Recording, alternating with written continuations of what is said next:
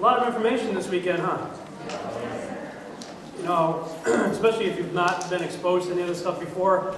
I mean, between Randy and Doug and myself, it's like we got a fire hose on you all the last day and a half. Here, how do you like that?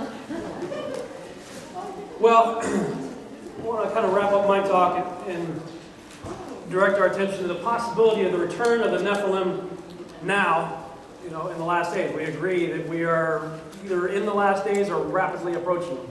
You know, as Randy said, the New World Order is not coming, it's here. It's ramping up. You know, and some interesting things are headed our way, I believe. Now, when I'm talking about the last days, as Yeshua did, in Matthew 24:37, he says, as it was in the days of Noah, so shall it be at the coming of the Son of Man. And I want to just put a couple of things out here for you to consider. The days of Jared were marked by the mating of angels with humans. However, it was the days of Noah that the creation of animal and human hybrids brought about the corruption of all flesh that we read about in Genesis 6:12, which ultimately led to God's judgment with the flood. So if I was to take Jesus' words literally in Matthew 24:37, all we need to do is turn on the evening news. Seriously. I mean, we're not seeing the repeat of angels mating with women, although there are people who give testimony to that. And I don't doubt that they have experiences. I really don't. My problem is, as a researcher, I look for evidence. And while I can believe somebody believes what they believe, unless they can show me proof, DNA, picture, or something, look, I'm a researcher, so I'm looking for evidence. I'm not doubting their testimony.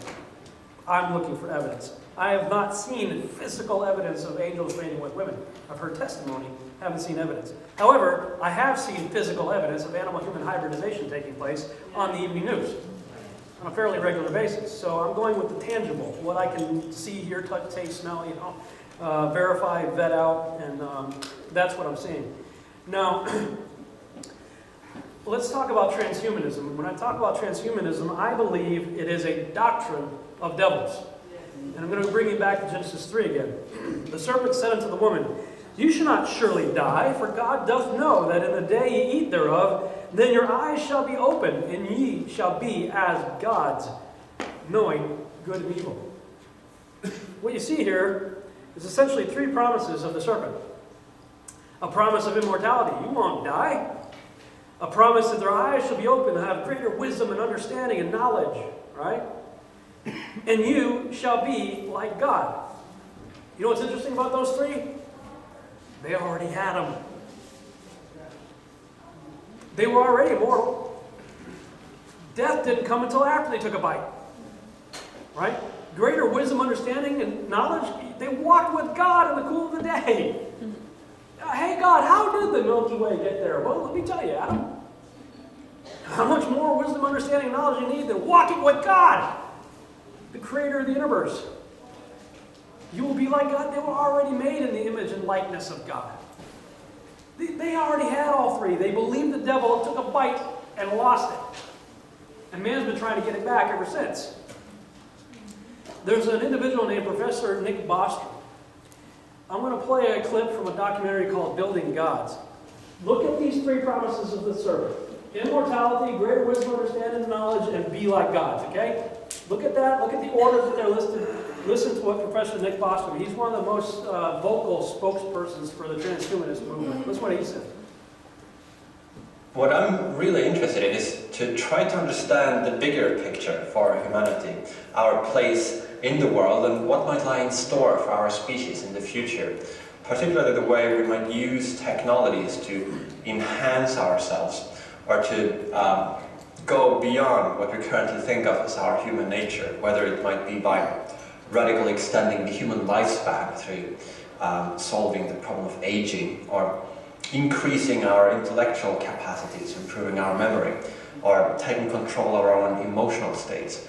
I think that we are right now in a transitional phase where before the end of this century we will either have gone extinct, or we will have most likely taken the step to become what you might call transhumans or posthumans, or just very enhanced humans that have reached their full potential. The same three promises of Lucifer in the same order. Man, you can't script this stuff. It's unbelievable, these people. You go to his website, he's a professor at a major university, and this chart is taken from his website, and it shows the sensory modalities of various creatures. You see in the lower right corner, that the little pink circle, that's what's accessible to humans. What we can see, hear, taste, touch, smell, that's what our senses are capable of experiencing. Animals have that longer oval there on the bottom. We know that dogs can hear in different frequencies than humans. Eagles have better eyesight and radar with bat, sonar of a dolphin, things like that. So they have other abilities that we don't have. And so he says, well, but if we could blend some of these characteristics of animals with what we have as humans, we might get this orange oval here that would be accessible to transhumans. And if we keep tinkering with the genome and messing around, maybe even incorporating technology, computers and stuff, we'll have this big yellow circle there, square, whatever, that would be accessible to post-humans. We're going to become like the gods, basically. That's what they're talking about. These are some of the most intellectual people on the planet, and this is what they're thinking about and what they're talking about. And when it comes to blending ourselves with animals, check this video out. Plans to allow scientists to create embryos that are part human and part animal are set for approval by the official regulator in Britain. These hybrid embryos are seen by the country's leading scientists as a vital step in the search for cures for diseases such as Parkinson's and Alzheimer's. It's a highly controversial procedure and is banned in some European countries. Our medical correspondent Fergus Walsh has the story.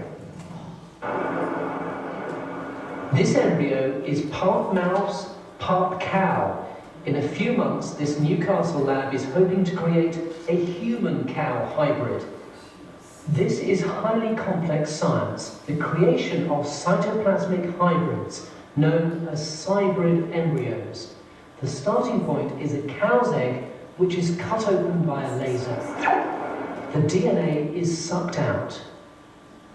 The next step is to take a human cell, perhaps from a patient with Parkinson's disease, and inject it into the egg. Now, this is the crucial point at which an embryo is created, because by using an electric shock, the hybrid embryo starts growing, the cells subdividing. In reality, it's smaller than a pinhead, and when it's just 6 days old, the embryo shell is broken open. Inside are stem cells, the body's master cells. The ultimate aim is to reprogram them into any tissue in the body. For example, nerve cells, heart cells, or brain cells. Scientists say this research is of profound importance and could lead to new treatments for a host of diseases like diabetes and Alzheimer's. But all this is years away. The science is just beginning. Inside this barn is a herd of cows that evolution could never have produced. What a sight! Every animal here is a clone. They're all genetic copies of just 2 original cows created in the lab. They were created by genetic engineering in the hope of saving human life. Hey! Antibodies are produced by our bodies to fight disease. They can destroy lethal infections like SARS and poisons like botulism. But no one has found a way to mass produce them until now.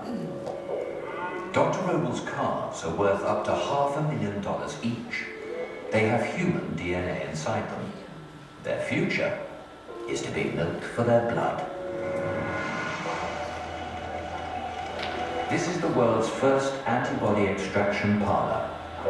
For 2 hours every week or so, these precious cows are connected to pumps that filter their blood and extract human antibodies. The ultimate goal is to say, take anthrax, expose the cow to anthrax, and inject it with anthrax, at which point it starts making lots of antibodies against anthrax. And then you can collect those antibodies, purify them, and treat people who have been exposed to anthrax. But it's no easy job to get cows to produce human antibodies. You have to genetically modify the cow's immune system to make it at least partly human. Dr. Roble has had to copy 2 sets of genes out of our DNA, which he then combines into a package called a microchromosome. But to get that microchromosome into the cow, he's had to use one of the most complex cut and paste jobs I've ever heard of. take the microchromosome and you transfer it from mouse cells to chicken cells. Okay? And this is a specific chicken cell line that allows you to cut and paste chromosomes. And the best way to carry this chromosome is actually in a hamster cell line. So then it goes to a hamster cell line. We then transfer it to the cow cell line. So let me just get this straight. To make a human chromosome, you have to go through mice, chickens, hamsters, and then cows. And then finally cows, yes. Wow. Because each cell type has its own peculiar but specific quality that allows us to do a specific kind of manipulation. These cows take blood donation to a whole new level. Just 10 or 20 of them could supply the yearly worldwide demand for one of Dr. Robles' antibody therapies. And it's the kind of advance that only genetic engineering could have given us. But in order to really take advantage of the technology, we're going to have to embrace it. But in order to really take advantage of the technology, we're going to have to embrace it. Moron. You want a cow-human hybrid for you? It's called a Minotaur. Cow-human hybrid. Do you hear what she said? To get a human chromosome, you have to go through mice, hamsters, and chickens and cows. Why don't you just start with a human chromosome? Mice, hamsters, chickens, and cows. What did Genesis 6:12 say? All flesh become corrupted. How was it corrupted? Through this stuff. If I want to take Matthew 24:37 absolutely literally, that's it. That's what's happening. That's what happened in the pre-flood world in the last 120 years leading up to the flood, and that's what's happening in our day today. That will tell you where we are on the prophetic scale of time. Now, do I think we're 100% in the days of Noah right now? No. I think we're taking the early steps. And that's why this DVD, this presentation I'm talking about, is 2045 in the quest for immortality. I'm going to show you some things before the end of this video talking about the year 2045 and what the scientists of the world have in store for us and what they're planning to do right now. We saw how all flesh became corrupted, and Joshua 4:18, Jubilee 7:24 are an elaboration on Genesis 6:12.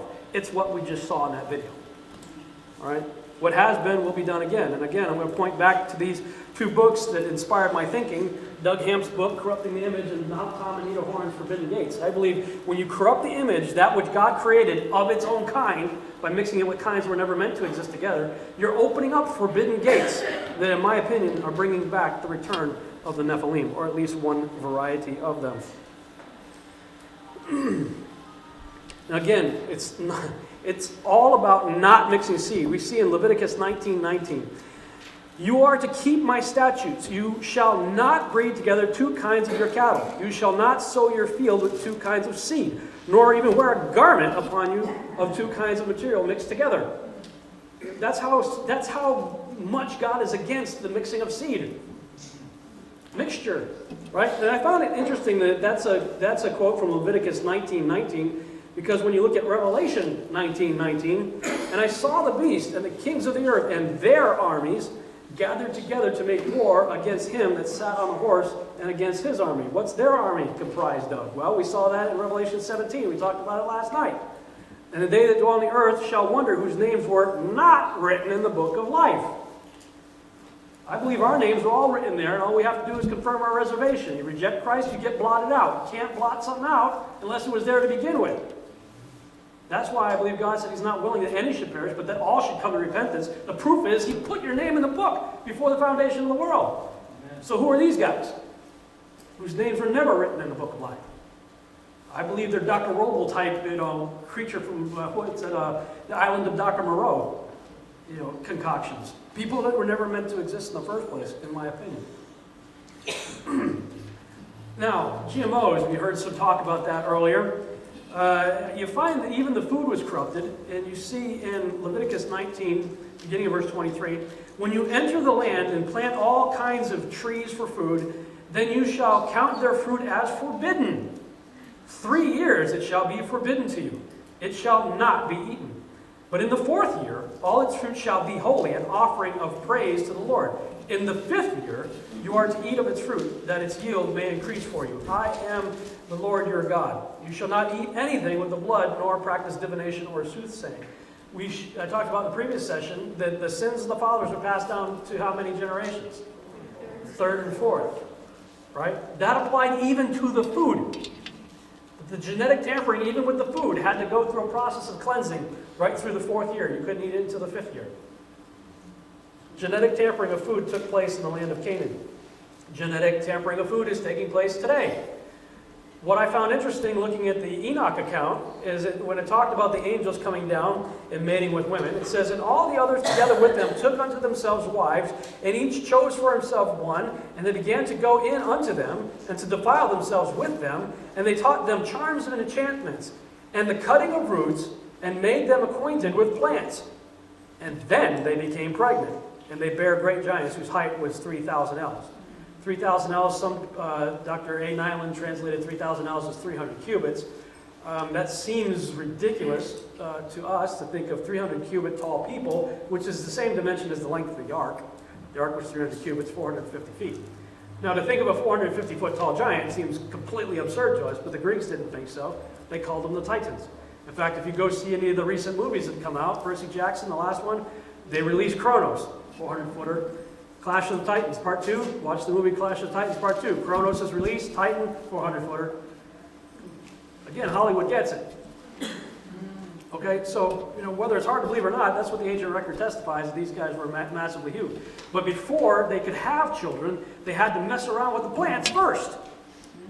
I mean, think about it. Why is it that, for 6,000 years, we've had no problem eating a tomato the way God made it? But now, all of a sudden, we got to pump it full of stuff.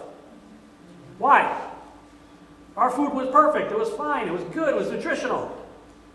It bared fruit after its own kind. It wasn't a Terminator seed. Grow once and no, you can't replant it. As it was in the days of Noah. Why are they corrupting our food? Well, they did it before. And incidentally, they did it before the angels were able to copulate with women. Maybe there's a reason why they're doing the genetic modification of food today. Just saying. Oh, and by the way, even your bottled water, you look on the bottom of most bottled water, you see the PET logo, the type of plastic it is. PET logo number 1. If you have this in your car and it heats up above 80, 85 degrees, don't drink it. Because the plastic leaches it leaches a lot of stuff into the water. But one of the components that leaks into your water is antimony. Well, what's interesting is if you read the book of Enoch, chapter 8, it says, "And Azazel," who is the one we talked about last night in the Mount Hermon-Roswell connection, who all sin was ascribed to Azazel, "taught men to make swords and knives and shields and breastplates, and made known unto them the metals of the earth and the art of working with them." He taught them the art of war, taught them how to make bracelets and other things too, and all kinds of costly stones, and all coloring tinctures, and we might consider that food coloring. And it also says that he made them acquainted with antimony. The use of antimony was one of the things directly ascribed to Azazel, that he taught people to use antimony. And now all of a sudden, everybody, the drinks, who knows what this sat on a warehouse or a cart, before it made it to your supermarket refrigerator. Antimony. Why? I don't know. Maybe there's a plan at work here with these blue bloods and whatnot, global elite. We see in Leviticus 17:11, "For the life of the flesh is in the blood." When I looked that up in Hebrew, I saw that the word translated in English as life is nephesh. We talked about nephesh earlier, didn't we? Soul. It's saying the soul of a being is in the blood. The soul is in the blood. Well, some of you may have been following some of my work and know that I've got some physical issues going on, neurological stuff. It's actually improving. I've been going to a Messianic Jewish chiropractor who works miracles. This man knows the Lord big time. He's doing some really good work. But for a while there, I'm fine like this, everything's good, but if I put any pressure, my muscles shake. Like all the time. And this is a major improvement. It used to be like this, without hardly pressing at all. So I started going and do different things. I do not believe going to doctors is the good thing to do, in my opinion, so I always look for alternatives. And I went to another Christian friend of ours who does microscopy, where they take a sample of your blood and look it under a dark field microscope, you're able to see everything, and he treats with holistic herbs and things of that nature. Well, when I had my blood drawn, he took a sample of blood from my pinky and put it on a slide, put it over here, And then he said, don't press your finger or anything, just let the blood ooze out naturally for a couple seconds here. So we waited, and they took another glass slide and he smudged it once, smudged it twice, smudged it 3 times, and put it aside. I said, what'd you do that for? He said, well, each one of these blood smudges represents a third of your life. The first smudge represents your current state, and the middle one is the second third of your life, and the last one is your first third of your life. And I'm like, okay, whatever. So then we looked at the live sample, the drop of blood, and I'll show you that in a minute. But after we did all that, looked at the live sample, we went back, the other blood had dried. It was just smudges and it dried. And we're looking at the smudge that represented the first third of my life under this microscope. And he comes to that right there. And I hadn't said a word to this guy. He turns to me and he says, you ever break or dislocate your collarbone? I said, yeah, dude. I was like 9 years old. He said, well, that's it right there. I said, what are you talking about? He says, Scripture says life is in the blood, right? I'm like, yeah. He says, it's like a carbon copy. It records everything. And he says, that's the imprint of it. And he pointed to a plastic skeleton in the corner. He said, look at the clavicle. And I look at the clavicle, I look at that, and, it looks the same. He said, that's the imprint in the first third of your life of your injury. And I hadn't told the guy anything, and he's reading my mail.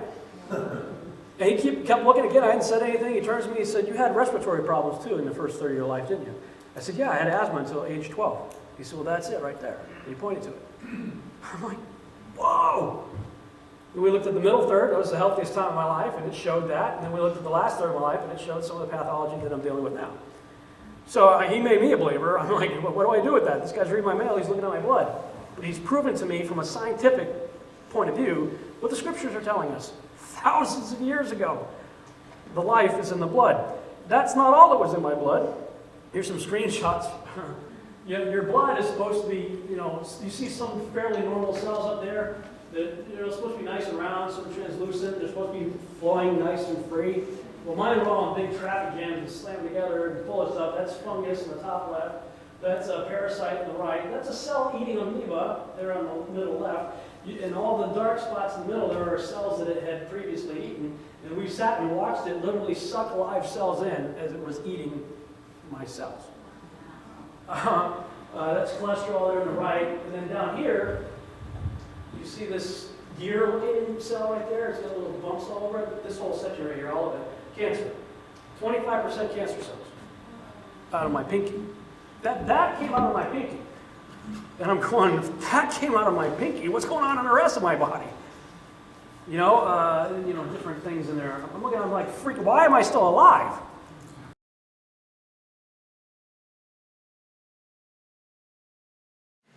So I'm going to kind of camp out here on the edge. This is what I call Death Valley. And so this is where I look for the oxidative stress, which is what we call, use that C word, to get a feel for ratio. Not seen it yet. All right, this is Giardia. This is an amoeba right here. That's an amoeba? That's huge. Yeah. Oh, man. Hello. There's another one right here. Ew. Oh, man. I feel like I'm watching a Star Trek episode.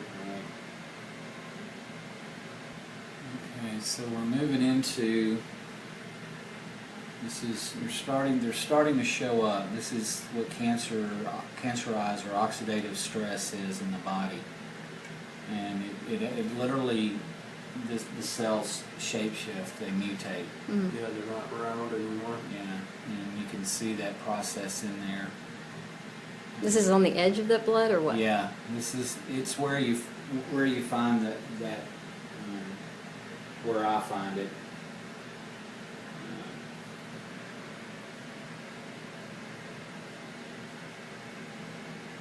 So you needed to see the problem. Yeah. Gotta know what needs to be fixed.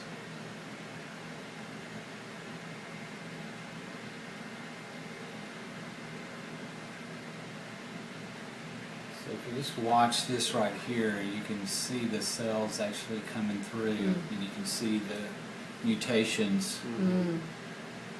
Yeah.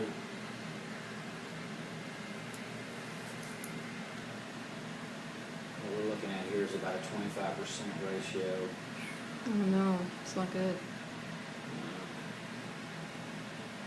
I mean, it's fixable.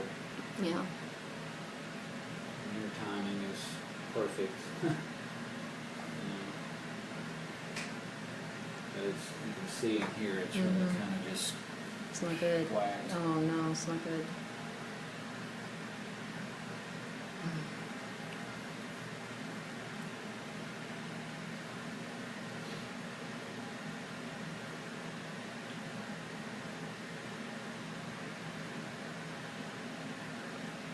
Tumors and tumor markers, according to the medical tests, usually come in with around a 35% ratio.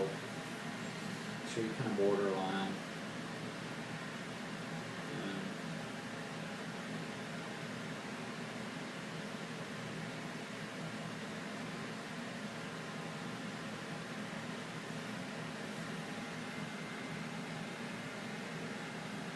Whoa. What is that? It's not SpongeBob, okay? No, it's a big Geoguardia. Real big. Yeah, Ew. big amoeba. And what this is cell meticulation. What they do is it's osmotic. It absorbs the cells. You can see these cells are being absorbed Pulled in. into it. Yeah, and that's what this is right here. It's the energy of the cells being drawn in, and then It's so evil. it just feeds off of them, and so it leaves this. That's what's left of the old yeah, cells that it's it ate. kind of detritus, yeah. Wow. Yeah, exactly. Whoa. Got a few of those running around there. Yeah, you've had these guys for a while. I guess so. This is George, John, Paul, and Ringo. Oh no. Man, it's huge. Look at that one. Well, the thing is there's only one drop of blood. Yeah. Yeah, no wonder they went crap and can't remember anything. Yeah, I mean, if you have all this in one drop. Yeah, so this Oh is my gosh, this is Lord like, help us. This is really kind of a whacked zone. So all these cells are completely gone. Dead. Junk. You can't turn these back. You just have to wipe them out.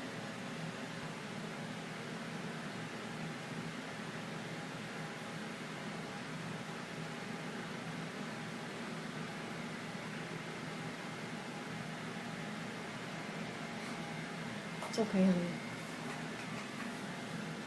Not to worry.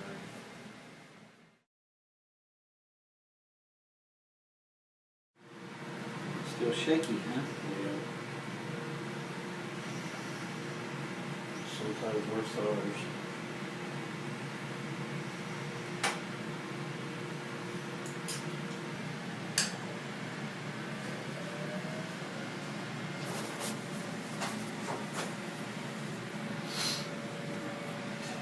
Can you close those a little bit? Just right there. Do none. Oh, yeah, that's good. That's good. Thank you. Whoa. Wow. Something worked. That's awesome. Yeah, you know.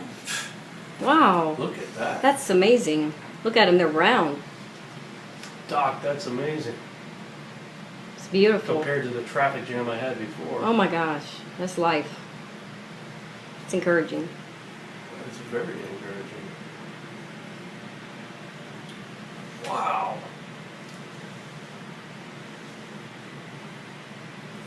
Do you often see that kind of improvement? Yes, very, very successful at my intervention into your life.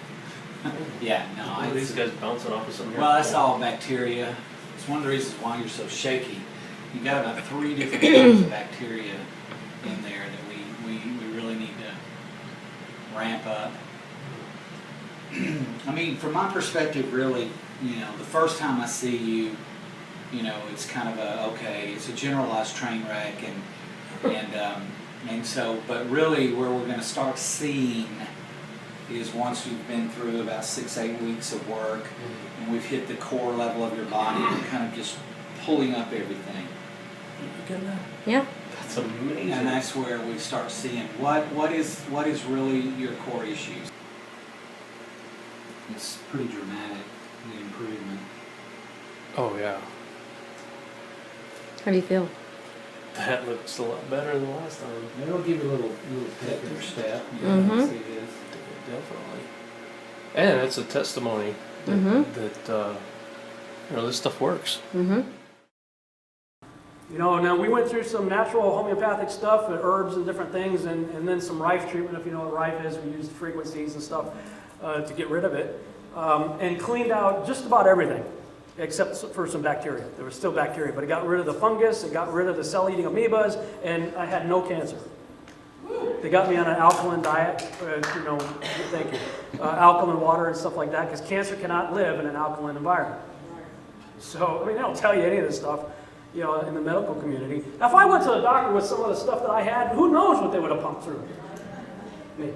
I went to this guy, he's after me with some little lightsaber things, and, for 7 treatments, and take some drops under my tongue, and 7 weeks later, or 14 treatments later, no cancer, and all the parasites are gone, and everything.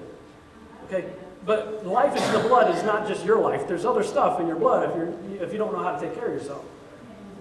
Now me, where did I get this? I don't know. I mean, I was a missionary. I traveled to third world countries, and I was in the jungles of India and Africa and all over the place. So who knows where I could have got some of this stuff. But you know what? You probably have it too. If you walk around barefoot. That's all it takes to pick up parasites.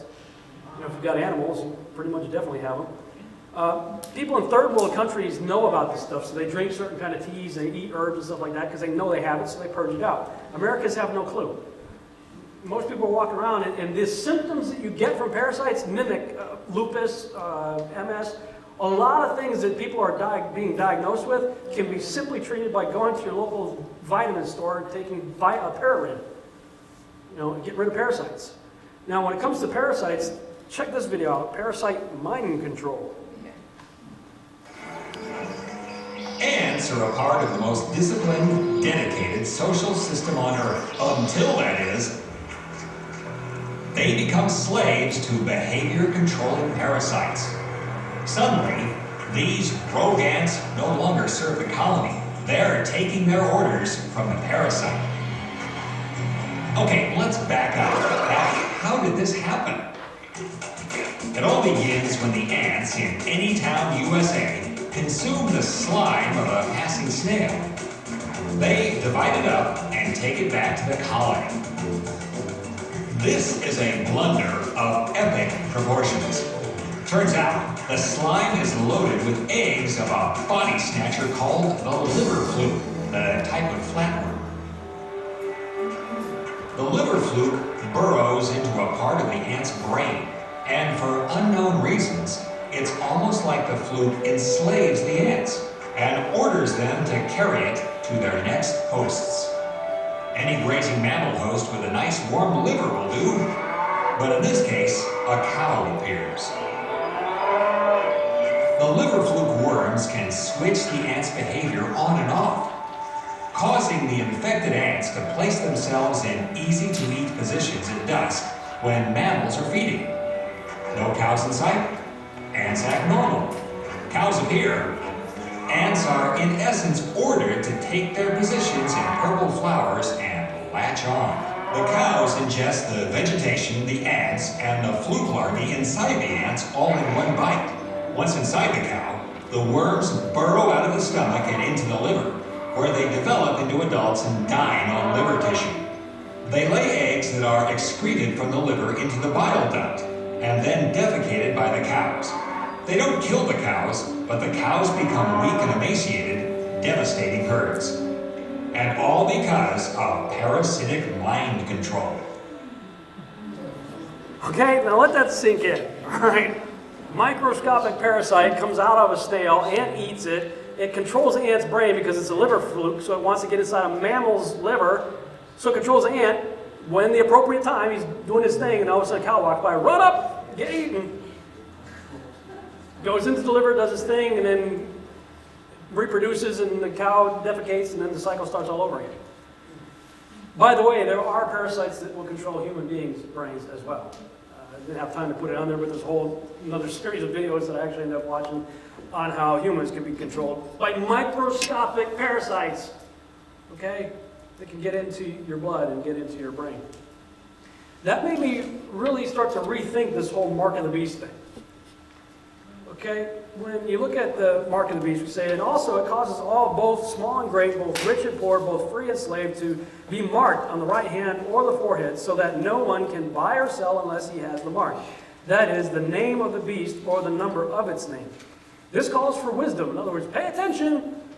Let the one who has understanding calculate the number of the beast, for it is the number of a man, and his number is 666. And I talk about it quite a bit in my first book and in Babylon Rising DVDs and stuff, how I believe it's Nimrod. And Nimrod and his various associations, there's 666 all over the guy, everywhere. But, so I believe that that's where it traces back to Nimrod. But we see that in Revelation 9, 5, and 6, it says, they, the locusts, that came up out of the bottomless pit, were allowed to torment them for 5 months, but not to kill them. And the torment was like the torment of a scorpion when it stings someone. And in those days, people will seek death and will not find it. They will long to die, but death will flee from them. Everybody talks about the mark of the beast, and they say, well, I can't buy and sell. Well, yeah, that's true. That's part of it. But what about this part? They beg for death, but death flees from them. You know, anybody see World War Z? Or, yeah, I mean, some of these movies coming out of the zombie apocalypse, you gotta wonder why the CDC is actually having drills about the zombie apocalypse. Government tax dollars are going, our tax dollars are being used by the government to do drills for a zombie apocalypse. Why? What's going on with that? Well, there's a number of things we need to check out here. In Revelation 19:20, and the beast was captured, and with it the false prophet, who in its presence had done the signs by which he deceived those who had received the mark of the beast and those who worshipped its image. These two were thrown alive into the lake of fire that burns with sulfur. Now, I remember back in the 90s, a lot of people were talking about the barcode. That was one of them. You know, it's the barcode! They said, if you look at the two skinny lines in the code of the barcode, the two skinny lines are represented by the number 6. If you look at a barcode, you see two skinny lines, a bunch of numbers, two skinny lines, a bunch of numbers, two skinny lines. So you got 666 in the barcode, you know? And I was like, it's the mark of the beast, it's the barcode! Everybody was talking about 666. Lately, people have been talking about the microchip. I'm going to suggest there might be one more thing to consider regarding the mark of the beast. Now, a lot of people talk about the microchip and that it may have the ability to rewrite your DNA, and that may be possible, especially people who claim to have alien abduction implants. Elie Marzulli has done some work with Dr. Lear in extracting so-called implants that people say they have, and his theory that you know, it's changing people's DNA.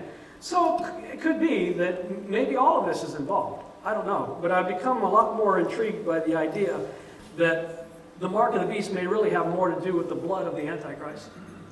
If he truly is an Antichrist, how do we have salvation and thus eternal life? Through what? The shed blood of the Lamb, right? The blood of Christ is what saves us and gives us eternal life. So if the Antichrist is truly an antithesis, it makes sense to me that the mark of the beast is probably something to do with his blood. And in the book Pandemonium's Engine, Tom Horn is the publisher of this book, but it has a number of authors have contributed, so like every chapter is written by another author. But in the beginning of it, he puts forth a theory. He says, okay, you know, imagine they create a global pandemic. You know, it's Hegelian dialectic. Cause a problem that everybody has a reaction to that they just so happen to have the solution for. So let's say they cause a global pandemic. And, you know, if you saw World War Z, that's what the movie's about. And they're like, well, and the only way to survive the zombie apocalypse there was to inject yourself with vaccines from other bad stuff, because the zombies knew that you were tainted blood and they didn't come after you. So it's like, really? That's the solution in this movie? But Tom says, okay, imagine this. You have a global pandemic that they caused, and the only solution is this vaccine that they just so happen to put together for you. And by the way, it's a miracle vaccine. You're never going to get sick again. You might even live 500 years. Wow, who's not going to want that? You got to wonder who's going to want the mark of the beast, especially since we know so much about it. I mean, if it's a barcode, take it off. If it's a microchip, cut it out. If it's a tattoo, scrape it off. If it changes your DNA, what are you going to do? You can't do anything about it. It's changing you genetically such that you are no longer redeemable after that. It's a one-way trip. But I believe it's going to be very enticing. They're going to cause a problem, it's going to cause a reaction that they'll have the solution for, and you're going to have to make a decision. Are you going to trust God, especially if there's no pre-trib rapture? Again, Randy didn't want to talk about it, I don't want to talk about it either. I'm just going to say, what if? Okay, I was a Boy Scout, I'd rather be prepared. I'd rather be prepared or not need to be prepared than not be prepared when I do need to be prepared. See what I'm saying? If we're getting out of here, great. I will be happy to be wrong. I'll be high-fiving every preacher around the way up. Woo-hoo! Let's go. But if it ain't pre-trib, there might be some decisions we have to make. And we may have to think about some things and figure out how much do you trust God when you're looking at your kid who has this pandemic disease.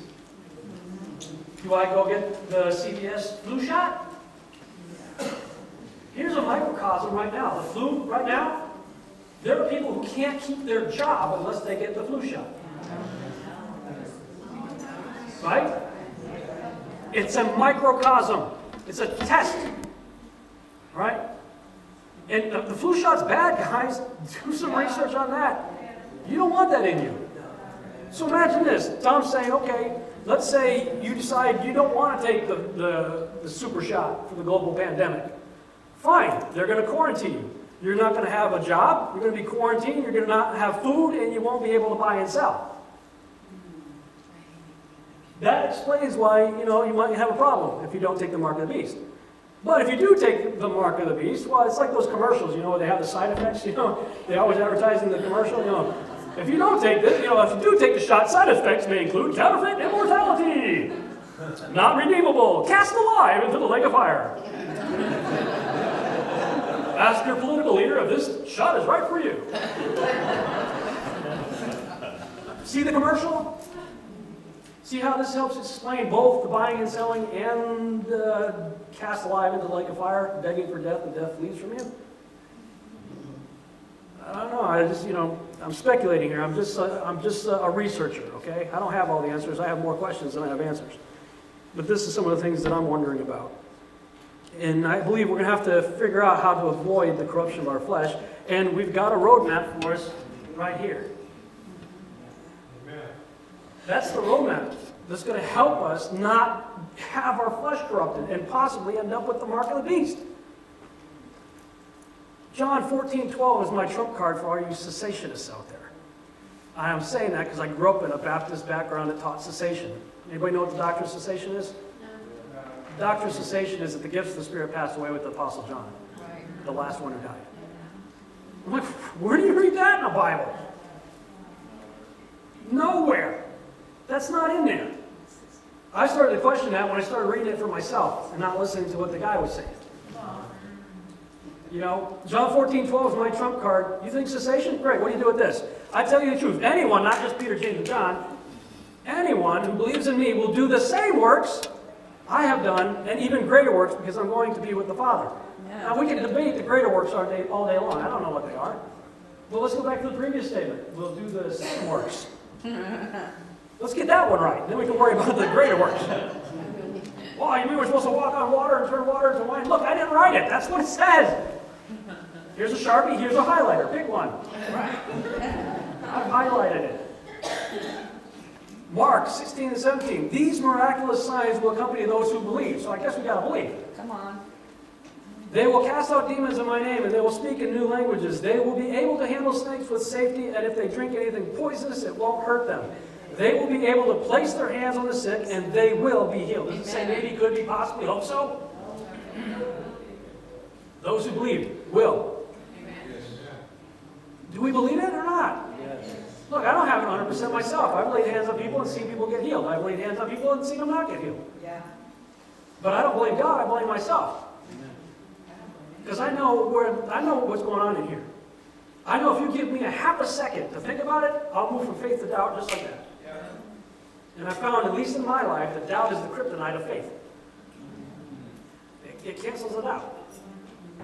Okay? But when I've just acted, when God said do it, and I do it, I've seen it happen. Cast out demons, the whole thing. I've seen it work. I know it works. John 5 says, is anyone sick among you? Where should you go? CVS? Walgreens, your local hospital? Where are you supposed to go? It was called for the elders of the church, and they are to pray over him. anointing him with oil in the name of the Lord, and the prayer offered in faith, not doubt, will restore the one who is sick. There's a roadmap right there for us, because they are poisoning us. Chemtrails, yeah, they are chemtrails. I was in aviation for 6 years. It's not contrails, okay? Contrails are the little cloud that follows the plane. Chemtrails go across the whole sky, stay there all day, look like a checkerboard. That's chemicals being poured over, sprayed over you every day. Okay, genetically modified food. They are trying to kill you. Randy showed you. It's true. The Georgia Guidestones put it in stone for us. They want to limit the human race to 500 million, which means 6.5 billion of us got to die. They're trying to do that. But greater is he that's in me than he's trying to kill me. Amen. But I've got to believe that. I've got to trust in that. I've got to put all my faith in that. Amen. Right? And look, if nobody was in this room, I'd be talking to myself. Okay? I'm not saying anything to you that I don't have to preach to myself. All right? But I think we got to get it, because the future, I don't care which direction you look at, we don't have much time left. My personal opinion is we have about 20 years. That's what I think. Based on my research. But in that 20 years, we're going to see some stuff, assuming we have that long. Corrupting flesh also nowadays includes computer integration. The Borg of Star Trek. Time magazine showing up about human cloning. It's closer than you think. This other one here shows a dude with a plug in the back of his head. It says 2045, the year man becomes immortal. This is immortality apart from God. All right, when it comes to this variety of transhumanism, check this video out.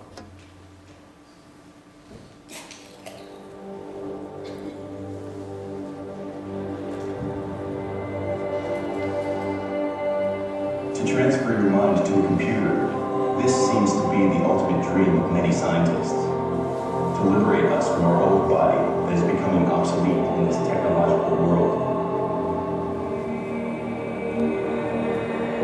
So in a way, mind-uploading is a shortcut around artificial intelligence that will allow us to have machines with human minds.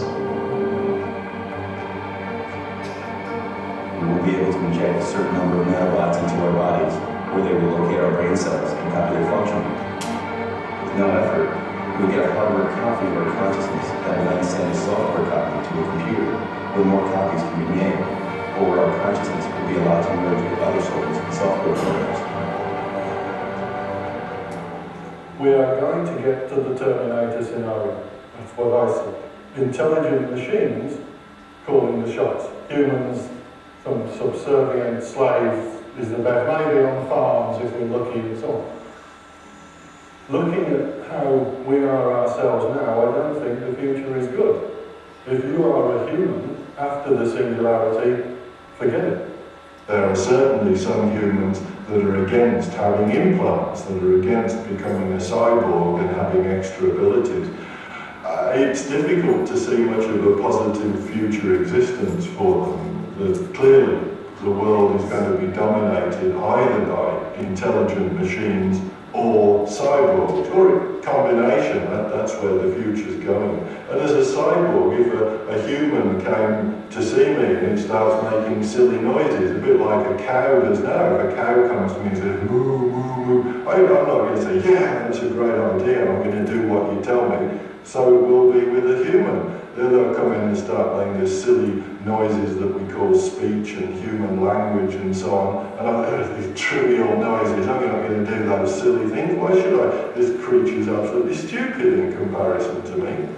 And as the technology becomes vastly superior to what we are, then the small proportion that's still human gets smaller and smaller and smaller until it's just utterly negligible. There's more computing capacity in a little grain of sugar when it's nanotech, 1 bit per atom, and flipping back and forth in femtoseconds. There's more computing capacity in that grain of sand than our human brain by a factor of billions and so on. So that these machines, if we, humanity, if we decide to build them, we're building gods. Consider the analogy of the way we, as human beings, we look towards ants or mosquitoes as pests. We kill them and we don't give a damn. because we feel we're so superior to them. They are so inferior to us. So who's to say that an intellect, which then becomes trillions of times above human capacities, may look upon us in the same kind of way? We could never be sure. As a brain builder myself, am I prepared to risk the extinction of the human species for the sake of building an intellect? Because that's what it comes down to. Yep. We are fast approaching an event unprecedented in our history, a tipping point known as the technological singularity. When this happens, the world will change forever. I think we should embrace the singularity. You see, fundamentally, I'm an optimist. Optimist at history, not pessimist. So I'm going to come up with a solution that some people may find very surprising. Then, I want to address one urgent question as computer power races ahead. What happens when the machines become smarter than us? You saw what happened in the Terminator. You saw what happened in Blade Runner. What are we going to do about it? Well, I'm going to give you a radical new solution, and that is merge with them. First, this is the human brain, the most complex object in our sector of the galaxy. 100 million neurons that can be scanned by MRI, neuron for neuron.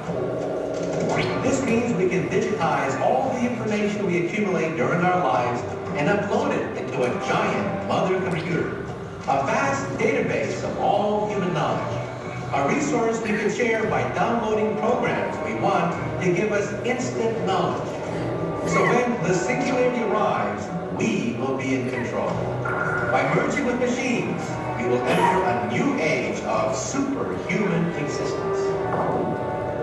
Then in the post-human era, we become Homo superior. We become a new species. We're talking about humanity becoming like the gods. What do you think? And how many want to sign up? How many of you want to sign up? Yeah! Okay, let's get real, Christian. Imagine this. The sales pitch, you know it's going to be good. Just imagine, you could download this, all of it, and have complete and total recall of every single verse in the Bible, and every commentary, and every Strong's Concordance, everything, have it with instantaneous knowledge. Just plug in. That's just one example. Look, as a researcher, there's never enough time to read books. I love reading books. I have multiple books in various stages of incompletion around me at all times. Because footnotes are my friend and my enemy. I love it when an author footnotes their research, because that enables me to go research what they search. So I'm reading something, I find a footnote, I'm like, cool, you know, I can go get that book, and I go read that book, that guy's a footnote, cool, I can read that. Yeah, that's just the way I am, but you know the sales pitch is going to be pretty impressive, you know. Be aware, that's what they're planning. Go to 2045.com, 2045.com, 2045.com, the 2045 Strategic Social Initiative. This is what they've got planned for you. Well, actually, let me just let them tell you what they have planned for you. 2013 to 2014. New centers working on cybernetic technologies for the development of radical life extension rise. The race for immortality starts. 2015 to 2020. The Avatar is created. A robotic human copy controlled by thought via brain-computer interface. It becomes as popular as a car. In Russia and in the world appear, in testing mode, several breakthrough projects. Android robots to replace people in manufacturing tasks. Android robot servants for every home. Thought-controlled avatars to provide telepresence in any place of the world and abolish the need for business trips. Flying cars. Thought-driven mobile communications built into the body or sprayed onto the skin. 2020 to 2025. An autonomous system providing life support for the brain and allowing it interaction with the environment is created. The brain is transplanted into an Avatar B. With Avatar B, man receives new, expanded life. 2025. The new generation of avatars provides complete transmission of sensations from all 5 sensory robot organs to the operator. 2030 to 2035, Rebrain. The colossal project of brain reverse engineering is implemented. World science comes very close to understanding the principles of consciousness. 2035. The first successful attempt to transfer one's personality to an alternative carrier. The epoch of cybernetic immortality begins. 2040 to 2050. Bodies made of nanorobots that can take any shape arise alongside hologram bodies. 2045 to 2050. Drastic changes in social structure and in scientific and technological development. All the prerequisites for space expansion are established. For the man of the future, war and violence are unacceptable. The main priority of his development is spiritual self-improvement. A new era dawns. The era of neo-humanity. After all that, they finally decide to get spiritual. Okay, these are the greatest scientists and minds in the world get together for these meetings. And this is their video on their website, what they're planning to do. And some of it's like within the next 2 years. You know, this is talking like 2045, so 30 years out. I don't think we have that long, personally. I do think we have about 20 years, but you saw what they've got planned. And if they achieve any of those goals, truth is stranger than fiction. What's coming? This is what they have planned. And normal humans are going to be the speck that the super people are going to view us, you know. We're useless. Useless eaters. Okay? That's what they have planned. That's what they're working toward. That's their goal. Does the Bible prophesy about the return of the Nephilim? I believe it does. There's some interesting scriptures. Isaiah 13, 21 and 22 in the King James. The wild beasts of the desert shall lie there, and their houses shall be, okay, prophecy, full of doleful creatures. And this is the context of Babylon. And owls shall dwell there, and satyrs shall dance there. And the beasts of the islands shall cry in their desolate houses, and dragons in their pleasant palaces. And her time is near to come, and her days shall not be prolonged. Well, the Septuagint goes a little deeper. Same verse in the Septuagint. But wild beasts shall rest there, and the houses shall be filled with howling, and monsters shall rest there, and devils shall dance there, and satyrs shall dwell there, and hedgehogs shall make their nests in their houses. It shall come soon and will not tarry. Same verse, Isaiah chapter 13. We see in Joel 2, compare the Joel 2 army with the description of the locusts in Revelation 9. Now, I don't want to offend anybody, but you need to study your scriptures before you go around thinking that you're part of the Joel 2 army. There are people who teach and believe that they're part of the Joel 2 army. I'm like, did you guys actually read this? The Joel 2 army are the locusts that come up out of the bottomless pit. You don't want to be that. Okay? The Joel 2 army, you don't want to be that. Matthew 24:37, compare that, okay? Compare Matthew 24:37 with the days of Noah and watch the evening news for some really good comparison. Now, let me go back up here. Also, there's another apocryphal text. Some people may have the Apocrypha in their Bible.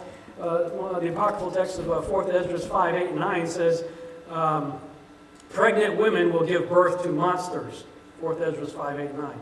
Now, putting the arguments of canon aside, okay, it's not in the canon, great, okay, fine. Here's an ancient text, though, that's reading our mail today. It's happening. That's what's happening. As soon as you realize that animal-human hybrids, in my opinion, are just as Nephilim as angel-human hybrids, you realize it all becomes quite clear Nephilim are returning. And we may end up with the angel-human ones as well in the future. Now, regarding the locusts of Revelation chapter 9, go ahead and look it up. Revelation 9, the locusts are described as a horseman, centaur. Okay, they have a horse body. They run like horses, right? They have They have a human head with teeth like a lion, hair like a woman. You know, they have wings, scorpion tail. Okay, human face, lion teeth, wings, scorpion tails. And it made me think about Revelation 9:16 a little different, because it says, and the number of the horsemen were 200 million, and I heard the number of them. Now, a few decades back, Time magazine published an article or a story saying that China is capable of fielding a 200 million man army. So all the eschatology teachers, doing the best they can, I'll give them credit, the best they can with the information that they had, said the 200 million horseman army must be the Chinese. Gog and Magog, it's all north of Israel, maybe it's the Russians, Chinese alliance, whatever. No, Revelation 9 tells you what the horsemen are. Horseman. Okay? Horseman. Go on any equestrian website.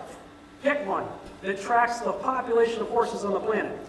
I tried to vet this out myself, and everything that I found regarding equestrian websites that track horse populations say there's only 67 to 70 million horses on the entire planet. Okay, so how do you get 200 million screaming Chinamen on 70 million horses? And what army fights with horses anyway? Today.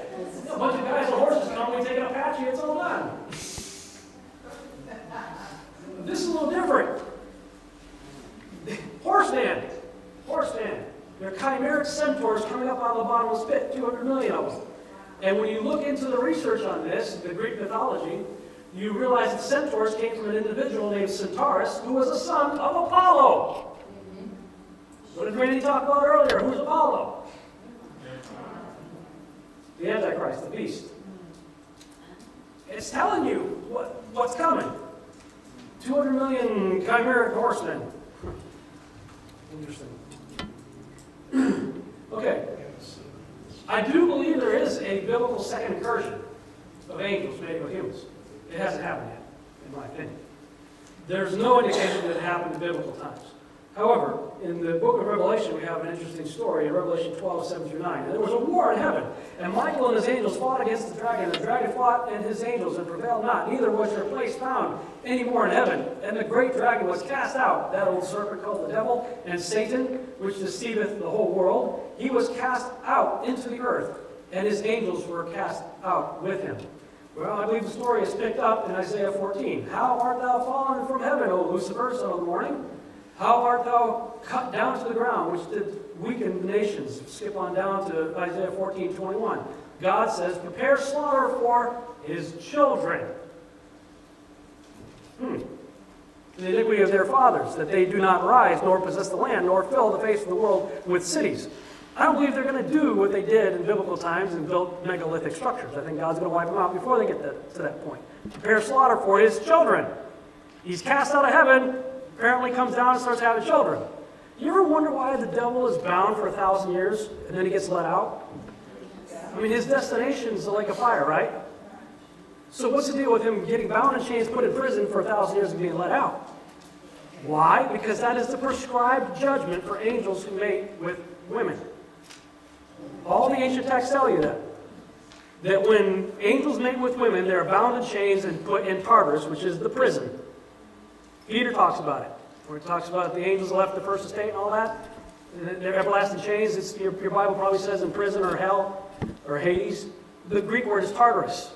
It's the same place the Greeks understood where the Titans are. Angel mates with women, the prescribed judgment. It's like when you're speeding and the speed limit's 50 and you're doing 70, the town says, well, you got to pay $50 or whatever. That's the prescribed fine for that particular violation of the law, right? You violate God's law of angels don't mate with women, you get bound and chained and you're put in prison. Why does the devil go to prison for 1,000 years? Because he comes down after he gets kicked out of heaven by Michael and he has children. God would not be just if he didn't impose the same exact just judgment on this angel that he did on all the other angels. It's a legal system. The devil violates that particular law, he gets that particular judgment. That's why he goes to prison for 1,000 years, and then he's let out again. And then there's the final deal, and he gets put in the lake of fire. That is the only, in my opinion, the only biblically supported second incursion. I talked about this last night. I'm going to finish with this tonight. Again, the scripture, the days of Noah, right? The last days are going to be like that. And we're trying to create a TV series. I don't know how much more time we have. I talk about all this stuff, I research this stuff, I write about this stuff. I think, 20 years maybe max we have left. I'm like, really, God? A science fiction show? All I know is what I've been called to do. Randy said before, occupy you till it comes. This is what I've been programmed since I was 7 years old. I sat in a movie theater, saw Star Wars 13 times when I was 7 years old. And I knew I wanted to be a filmmaker. That's all I've ever done. I mean, other than a little hiatus in the military. I'm wired to be a filmmaker. And God has put a TV series called Seed, because it's all about the seed. It's the Seed Wars. That's what it is.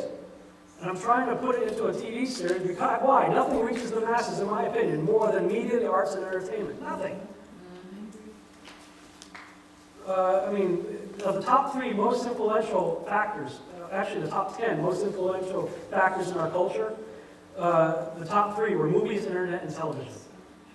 Alex Kendrick, the filmmaker who does Fireproof and Facing the Giants and Sherwood Baptist Church, those guys, he saw that Barna report that said of the top 10 most influential factors that influence our culture, our media, is movies, television, and the internet.